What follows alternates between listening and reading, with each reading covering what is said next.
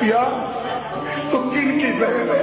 যে আফিয়া তার স্বপ্নের মধ্যে রাসূলুল্লাহ সাল্লাল্লাহু আলাইহি সাল্লাম আসছেন, আল্লাহ রাসূলকে জিজ্ঞাসা করছেন, আফিয়া ইয়া রাসূলুল্লাহ, আমার ইমতিহান, এই পরীক্ষা কবে শেষ হবে? রাসূলুল্লাহ সাল্লাল্লাহু আলাইহি সাল্লাম বলেন, এটা তোমার ইমতিহান না, এটা আমার উম্মতের পরীক্ষা।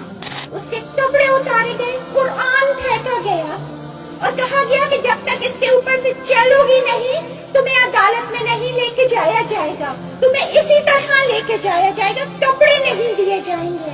और जब चलने से इनकार किया तो मार मार के लहू लहान और बेहोश कर दिया। মুসলিম মা তিনি বলছিলেন, তখন যখন আমেরিকার ফৌজিরা তাকে জিজ্ঞাসা করে, তিনি একটা অভিমান করে কথা বলছেন যে আমি এভাবে কোরআনের উপর পা দিয়ে যাব না, আমাকে সারানোর জন্য মোহাম্মদ বিন কাসেম আসবে। क्या हो गया है मेरी कौम को? कहाँ है मेरे नौजवान? कहाँ है इब्ने कासिम के शदाई? প্রত্যেকদিন আমেরিকার সৈন্যরা তাকে জিজ্ঞাসা করে, মোহাম্মদ বিন কাসেম আসেনি। এই তো পশ্চিমের জীবন ব্যবস্থা।